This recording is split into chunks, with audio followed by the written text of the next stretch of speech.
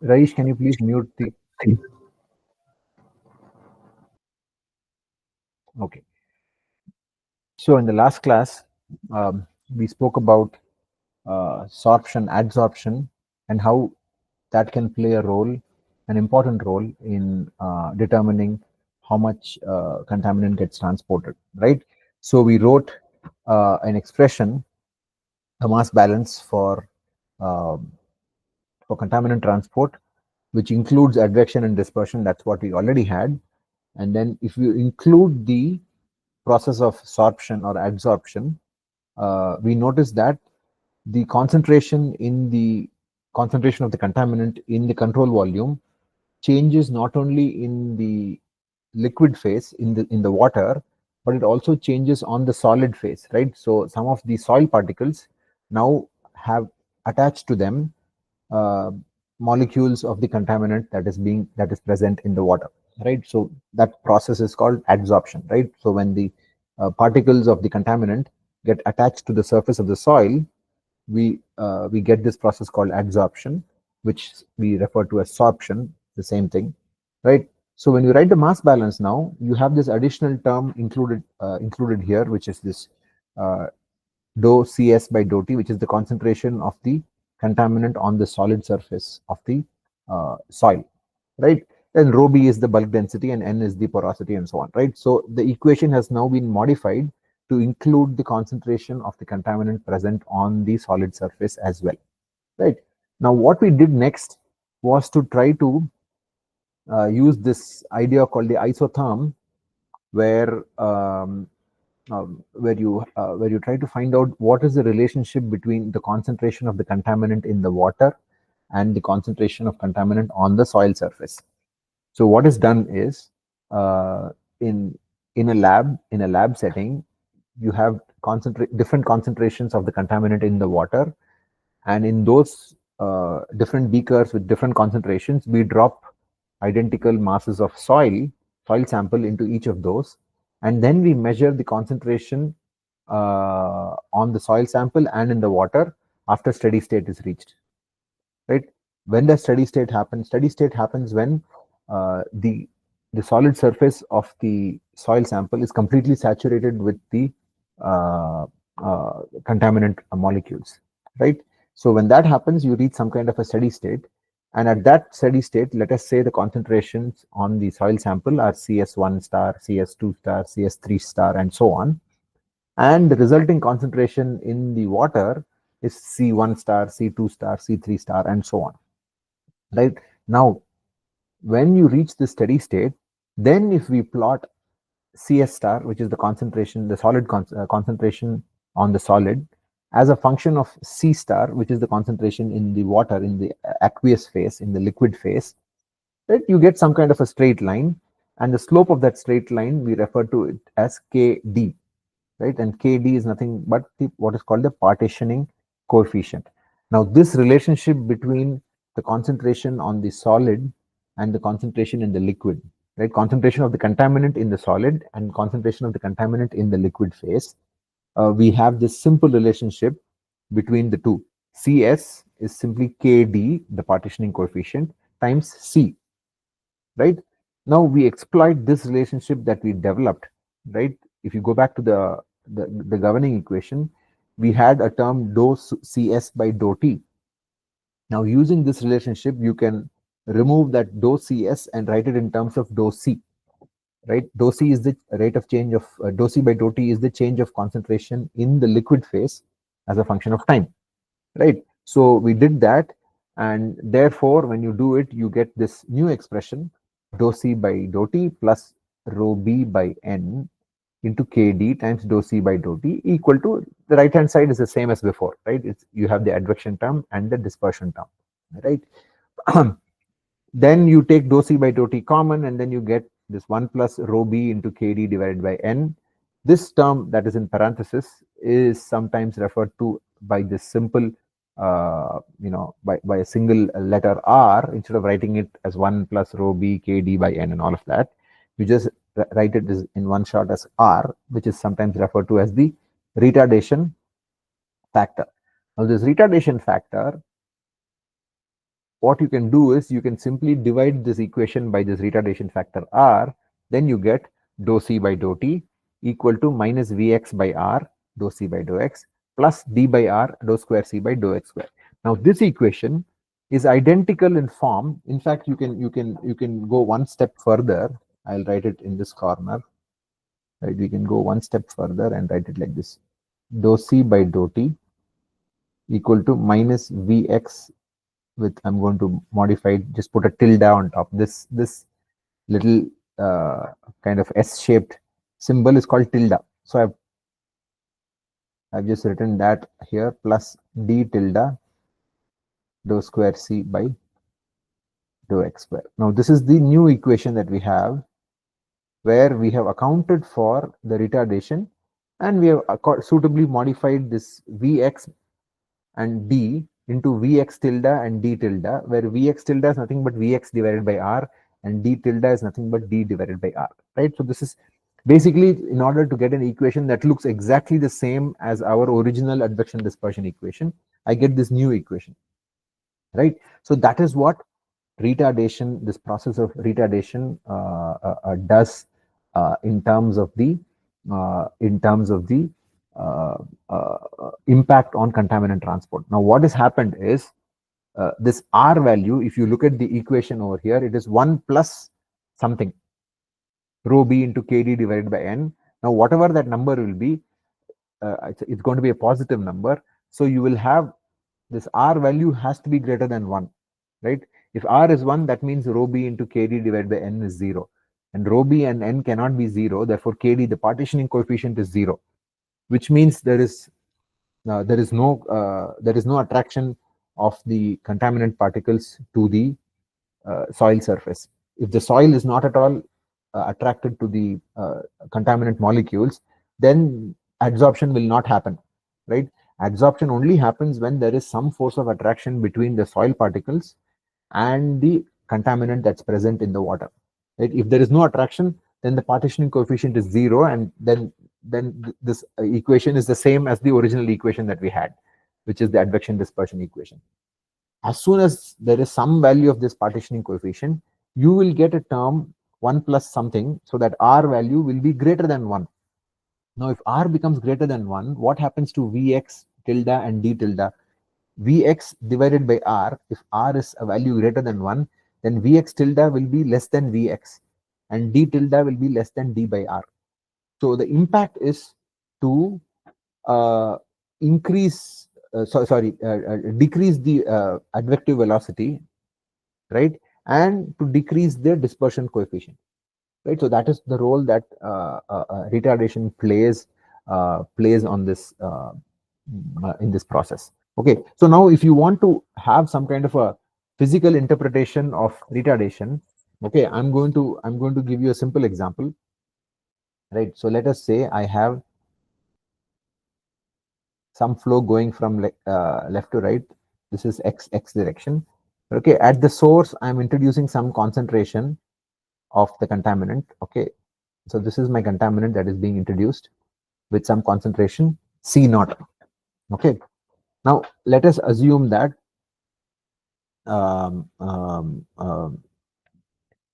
in this particular flow field, there is no dispersion, right? There is only advection. Okay, if there is only advection, what will happen is the contaminant will travel, without any reduction in concentration. If the original concentration was C naught, it'll just keep going with that same C naught because only advection is happening. Okay, so this is what would happen if there was only advection. Now, what retardation will do is, I'll just show you. I'll use a different color maybe. Okay, retardation, what it will do is instead of going like this, okay, so I'll just draw it over here. So this is the original source. Retardation will probably bring it down like this. Right, if this was the original C naught, this concentration here will be less than C naught. That is what retardation does, because some of the concentration is getting transferred on to the to the soil particles. Right now, remember this concentration that I'm talking about is the concentration of the solute or of the contaminant in the water as such, right? So if the concentration, if some of the contaminant particles are getting attached to the uh, um, uh, to the soil particles, then the concentration in the water is going to reduce, right? So that is why we call it retardation. Retardation basically reduces the concentration, right? And it is able to basically um, you know get into a situation where the contaminant will end up in the soil and not in the water. Now, whether this is desirable or not is a different situation, right? It creates other problems. For example, now let us imagine that the contaminant originally is in a very high concentration in the water and the soil is clean.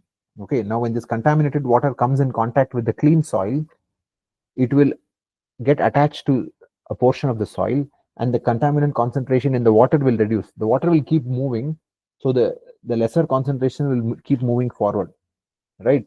Now remember, once the concentration of the contaminant in the water becomes less, right, as compared to the concentration of the contaminant on the soil surface, the opposite will happen, right?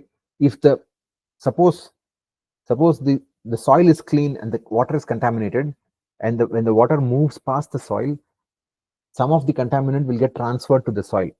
Okay, after some time, if clean water comes in contact with this contaminated soil, the reverse will happen. The water molecules will get attracted to the water because now the concentration the concentration in the water is very low. The water is uncontaminated or clean. So when clean water comes in contact with contaminated soil, then the reverse process happens.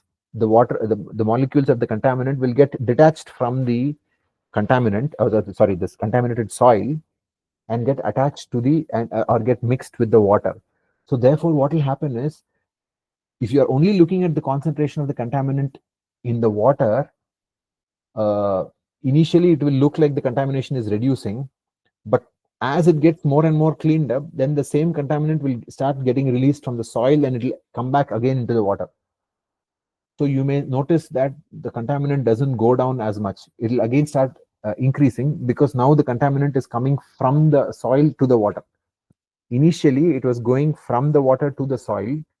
After some time, when the water starts to become very cleaner and cleaner and cleaner, the process is kind of reversed. So it is not necessarily only positive. It can also have negative consequences. This retardation process can also have negative consequences, and it's obviously very complicated, right?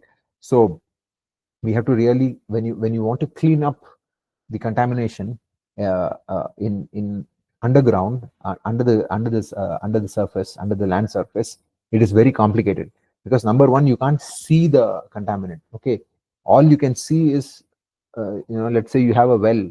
At the well, you will see the contaminated water, but the path that it is traveling and reaching your well is not very well understood or not very well known. So we have to be very careful with cleaning up this particular problem of groundwater contamination, because it can lead to some kind of unexpected outcomes and so on. Okay, are there any questions before we move on?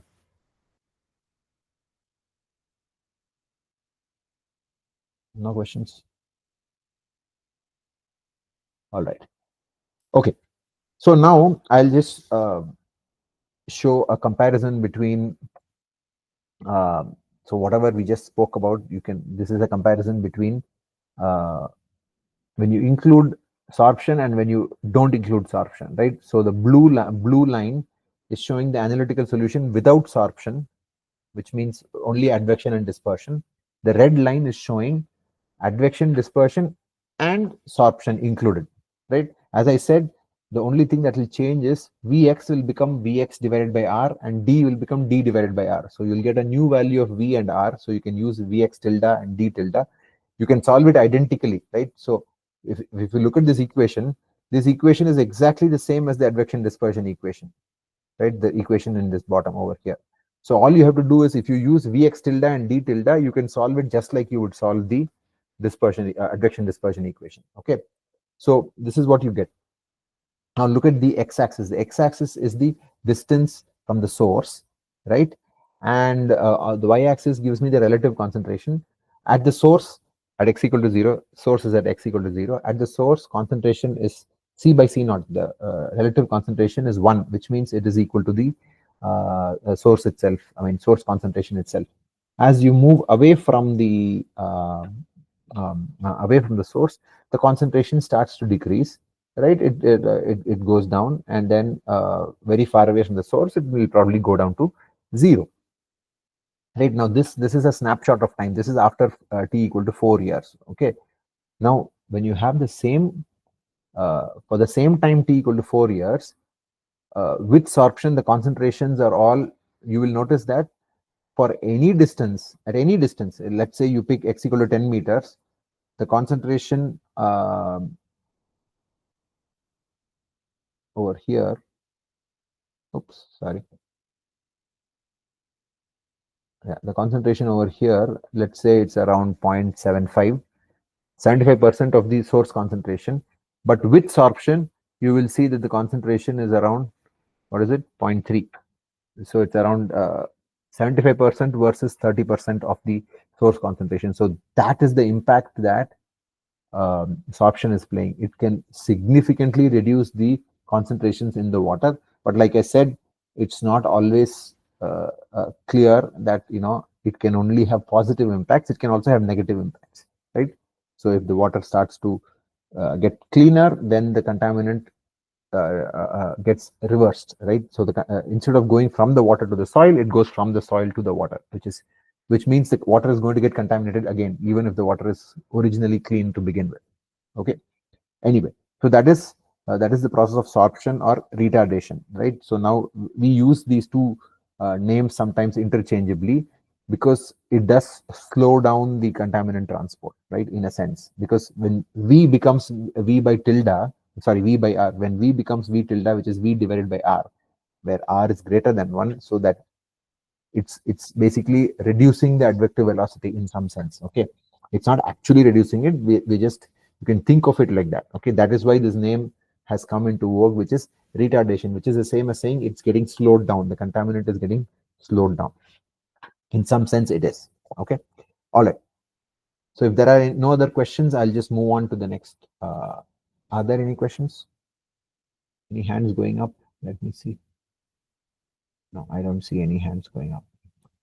All right. Just a second. Okay. So now I'm going to briefly talk for a couple of minutes about incorporating reactions into the advection dispersion equation and so on, right? So let us say there's some reaction happening.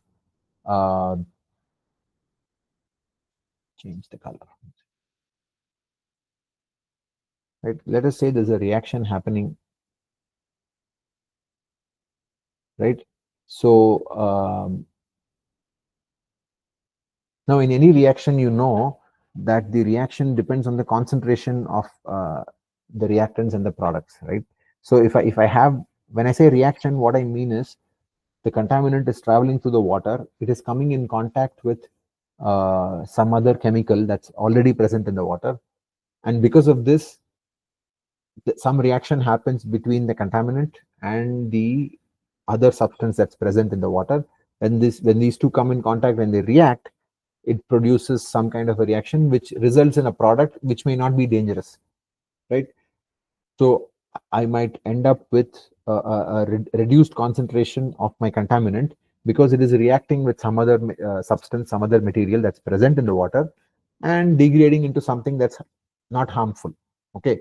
Of course, if it produces something that's even more harmful, then that's not desirable. Okay.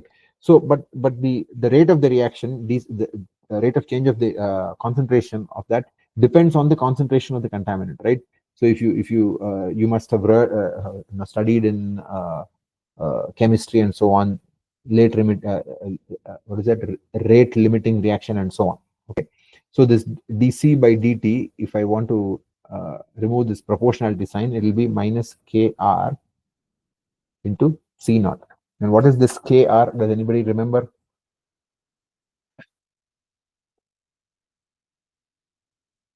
What is Kr?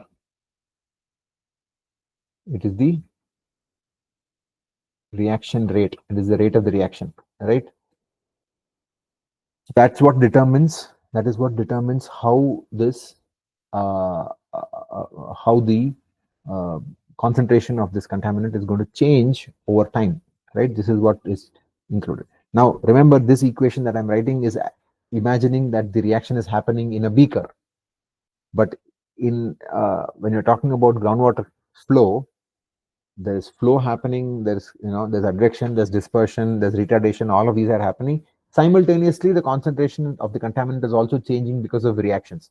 So if you were to include it into our advection dispersion equation, it would look something like this. Dou C by dou T equal to minus Vx tilde dou C by dou X plus d tilde dou square C by dou X square minus this Kr C naught. So this would be how you would incorporate the impact of any kind of reaction that's taking place in the subsurface with that contaminant. And of course, the reaction rate may be different for different types of contaminants and so on and so forth, different types of reactions. We'll not get into that. Okay.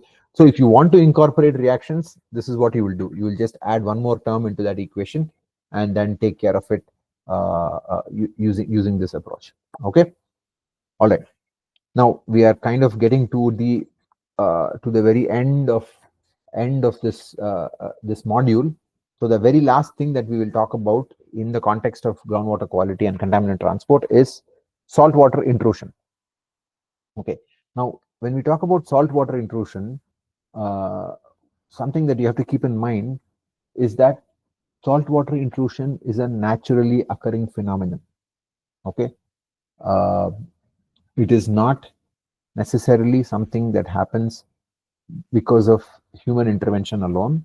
It happens even without human intervention, and human intervention can only make it worse. Okay, so let us first try to understand how saltwater intrusion happens under normal circumstances. Okay, so now let's imagine I have a coastline. Okay, so here I have my ocean. So this is my ocean. And the water level in the ocean is at some whatever mean sea level that's present. Okay, and this is the land surface, and here I have some kind of an unconfined aquifer where the water level comes and meets the coast, right? So the when the aquifer comes in contact with the ocean, that becomes the boundary condition, and the ocean surface is supposed to remain is assumed to remain more or less constant. As if you look at overall as a function of time, it's supposed to remain, mean sea level is set to 0 meters, right? So it's always constant. Now remember that on the left hand side, which is the land side, the water that's present there is typically fresh water. And then on the ocean side, I have salt water, right? Now salt water, because of the very high concentration of salt in the ocean, the salt water is typically heavier than fresh water.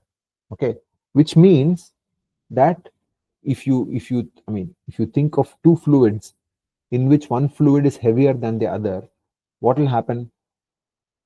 If you take some water in a bucket and pour some oil on that bucket, right? The oil is lighter than water. So what happens to the oil? The oil will just float on the surface of the water, right?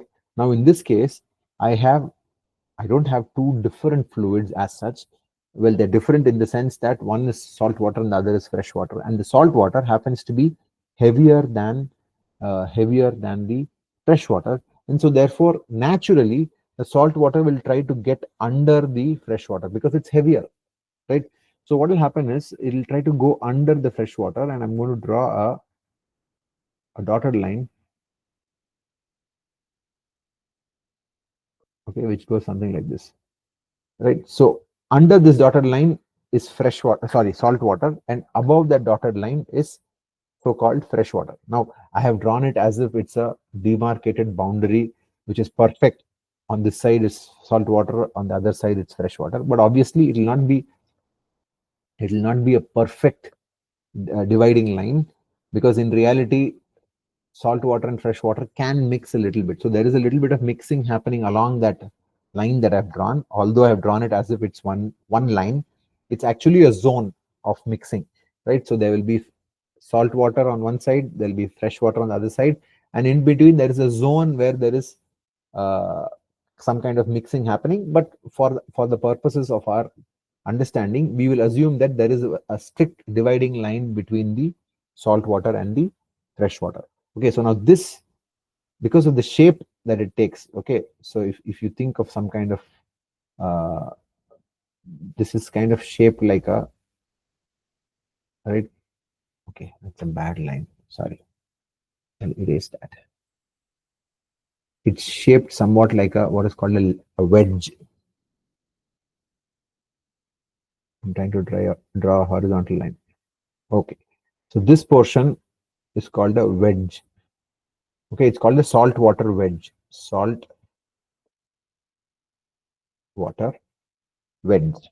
Okay, now our interest is in trying to figure out, if we can, uh, what is the shape of this saltwater wedge, or at what depth does this saltwater wedge occur? Okay, so we are interested in finding out at what depth does the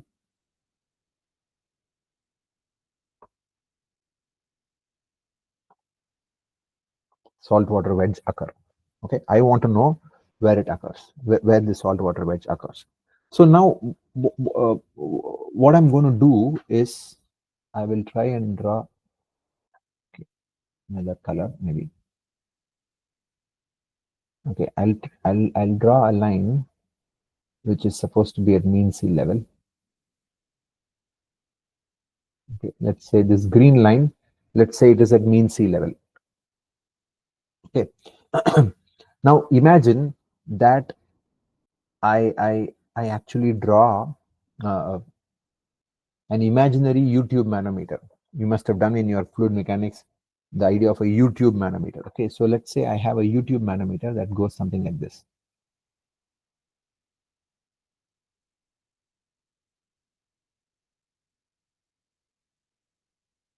It's a huge U-tube manometer, in which on one side I have salt water and on the other side I have fresh water. I'm so sorry, but this is the best I can do. Okay, so I have this kind of a U-tube manometer. On this side of the U-tube manometer, I have salt water.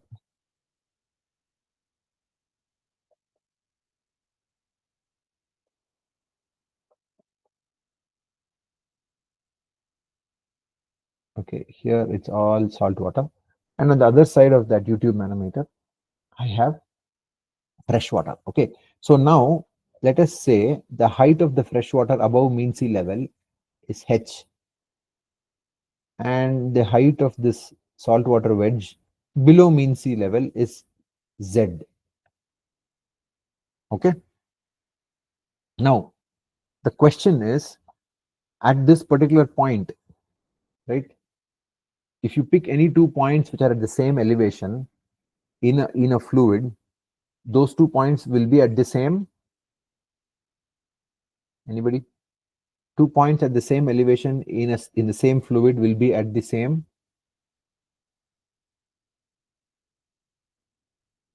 2 points which are at the same elevation and which are in the same fluid will have the same, anybody,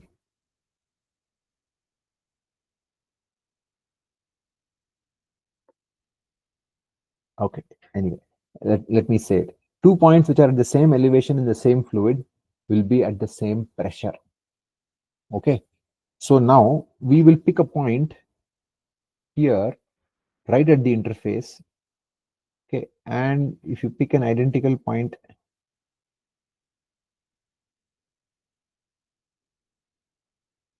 at this point, let's call this A and we'll call this point B. Now, points A and B are at the same elevation and they are both present in the salt water. Okay. Now, what is the pressure at point A? I am saying that pressure at point A is equal to the pressure at point B. Okay, because 2 points which are at the same elevation in the same fluid, by definition, they will be at the same pressure because otherwise it's impossible, right? So what is the pressure at point B? The pressure at point B will be the density of salt water times G times Z. Does everybody agree with that? The pressure at point B will be rho GH. Okay, of course, H in this case is Z. So it is rho, which is the density of salt water, times G times Z.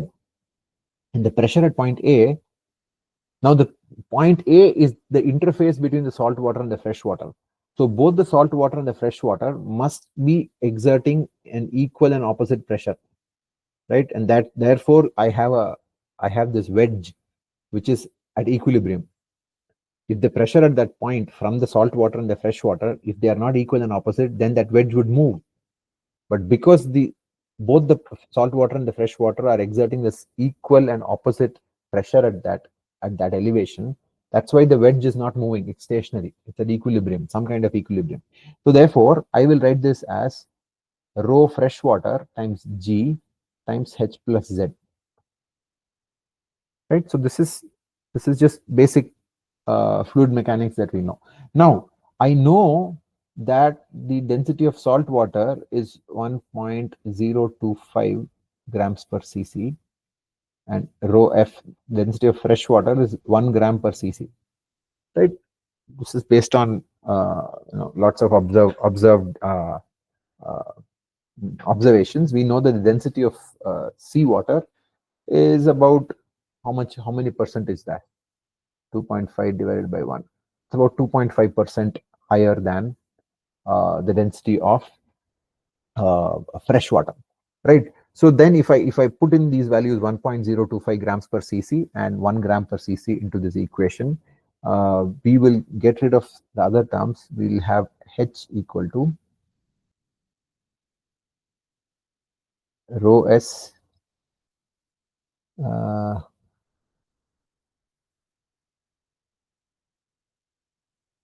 by rho F, rho S by rho F into Z minus rho F into Z. Is that right? Rho S by rho F into Z minus rho F into Z. I hope I've not messed it up. Oh, no, I think I have messed it up. I'm sorry. Minus Z only, not minus rho F into Z. Is that okay? I'll write it again.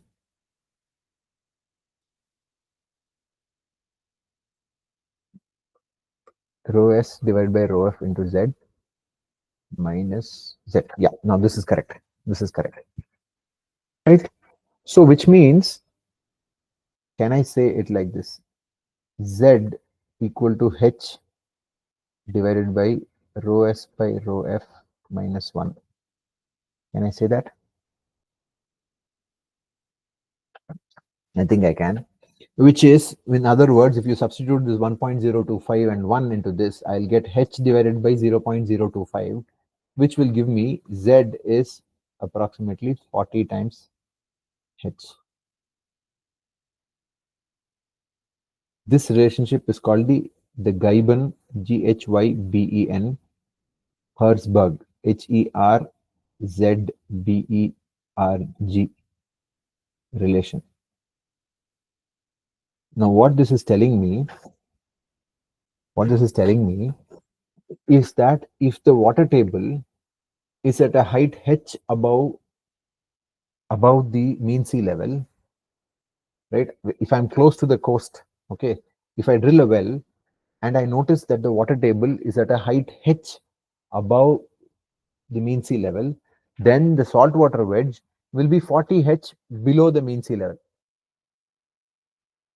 Okay, so which means if my water level in my well is 1 foot above mean sea level, then the saltwater wedge will be 40 feet below mean sea level, right? So now this gives me a very clear understanding of when I'm near the coast, when I'm near the coastline, I can very easily find out at what depth the saltwater wedge will occur, right? Because this relationship gives me a simple expression that we can easily evaluate. Just find the water, just find the elevation of the water table. Okay, if it is above mean sea level, then just multiply that by 40. The saltwater wedge will be 40 times that below the mean sea level, right? So now this expression is called the Herzberg relation, Ghyben-Herzberg, right? The Ghyben-Herzberg relationship. Now this is very, very, very, very powerful. You can use this to kind of directly infer where the saltwater wedge will be without having to resort to any additional investigations and so on and so forth, right? So it's it's expensive to drill wells to greater depths, right?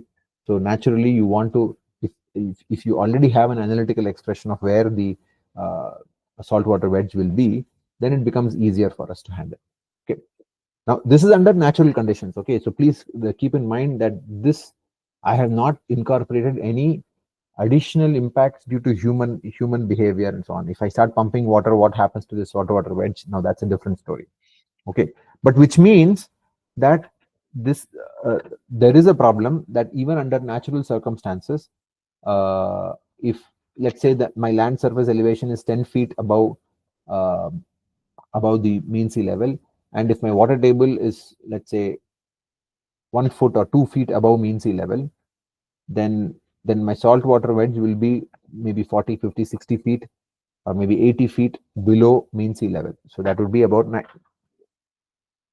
if my land surface elevation is 10 feet above mean sea level, then at 90 feet, I will have my saltwater wedge, which means I cannot even drill a 100-foot deep well, because if I drill a 100-foot deep well, I will already hit the salt water.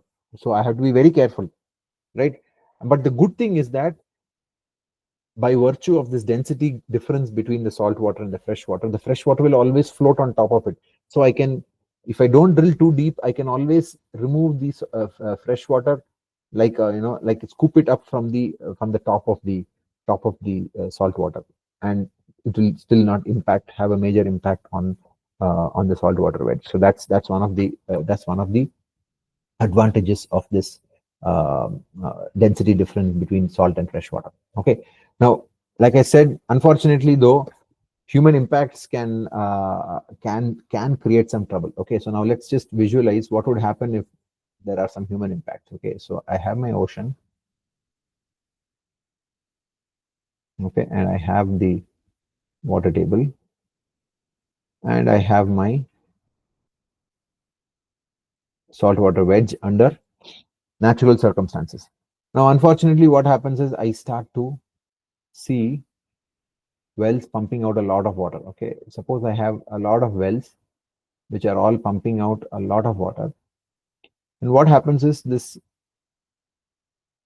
salt water, the water table obviously will go down, right? If the if if the water table here goes down, then based on our Ghyben-Herzberg relationship, if h becomes smaller, z will also become smaller, right? If h becomes smaller, right, if this h becomes smaller, then z will also become smaller, which means the saltwater wedge will move further up. In order to equalize the pressure between the salt water and the fresh water, the saltwater wedge will have to move further up. Okay, so what will happen is the saltwater wedge starts moving, but because I'm creating these localized pumping effects, okay, I will have something like this. This is how the saltwater wedge will behave. So you'll start seeing these kinds of uh, cones that are pointing upwards. Okay, so this phenomenon, right, where okay, I'll draw it a little bit bigger maybe. Right, this is the original saltwater wedge, and here I have a pumping well, okay, which is pumping out water. So the saltwater wedge starts getting disturbed and it will form something like this, right? So this feature is called upconing. Okay, the name is pretty obvious. It indicates what is happening. It's a cone that is pointing upwards, and it's not just one or two or three wells that are pumping. There are literally along the coast is where the majority of the world's population lives, right? For example, along India's coasts, we have so many major cities that are along the coast: Mumbai, Visakhapatnam, Chennai, Trivandrum, Mangalore, and so on and so forth, right? Cochin, all major cities, lots of major cities along India's coastline, lots of densely populated cities where there is a lot of dependence on groundwater. And if thousands and thousands of wells are pumping out water from this from the unconfined aquifer near the well, near the coast, then naturally this kind of upconing will happen. And I mean, this is of course not just limited to India. Even if you go around the world, a lot of major cities are near the coast, right? New York, San Francisco, Los Angeles. If you go to Australia, you'll have Sydney, Melbourne. Sydney is pretty close to the. Melbourne is a little bit inland, I think. I'm not sure, but Sydney is very close to the coast. Brisbane, Singapore is on the coast, and so on and so forth, right? Tokyo and so on. So major global populations are living along the coast, and then therefore this natural saltwater wedge, which is already present even without human intervention, is actually made worse by the impacts of human pumping, right? Now if you add on to this the impact of climate change, right? So pumping increases saltwater intrusion, right? So groundwater pumping, I'll maybe add groundwater here. Groundwater pumping increases saltwater intrusion. Now, if you add on to this climate change impacts, now what is the uh, one of the most important impacts of climate change is the rising of the sea levels. If the sea level rises, then obviously more of the salt water will have to be pushed into the land surface in order to maintain that balance in pressure between the salt water and the fresh water, right? If the water level in the ocean increases, right, so then naturally it will push the salt water right, rising sea levels, and this can further push the salt water inland. It can push the salt water further inland, right? So this is one of those major issues, especially that cities around the world have to kind of grapple with and try to find solutions for. Which means you'll have to look for ways in which you can actually push the saltwater wedge further down. Now, what are the kinds of things that we can do to push the water down? One would be to raise the water level in the uh, area adjacent to the coast, right? Which means if I just go back to this slide, right? If I increase small h, which means if I raise the water table, then z will also increase, right? Because z is 40 times h. If h becomes, instead of 1 foot, if it becomes 2 feet, then z will become, from 40 it will become 80. So the depth of the saltwater wedge will be pushed further down, right? But how to increase h? I might have to increase the recharge, right? If I can increase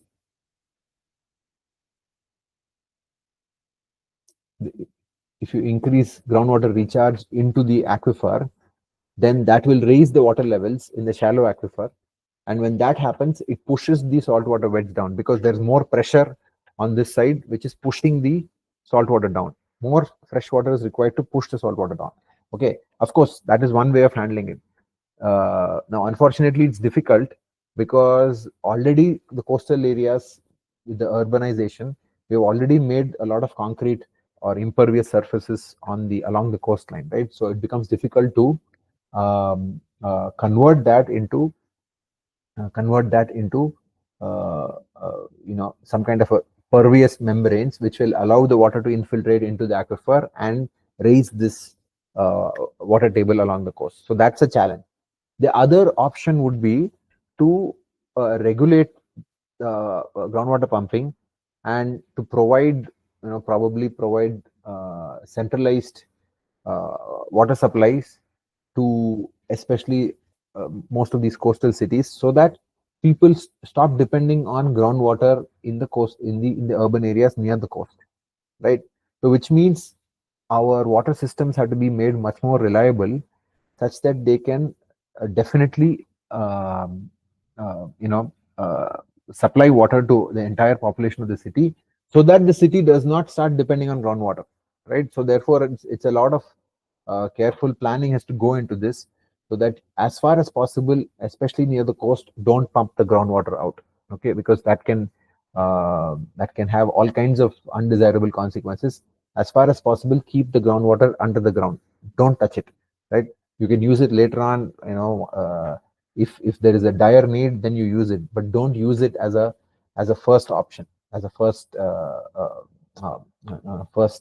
the first opportunity. Don't start overusing the groundwater. Okay, so that's one of the ways in which it can be handled. Okay, so now we are almost out of time.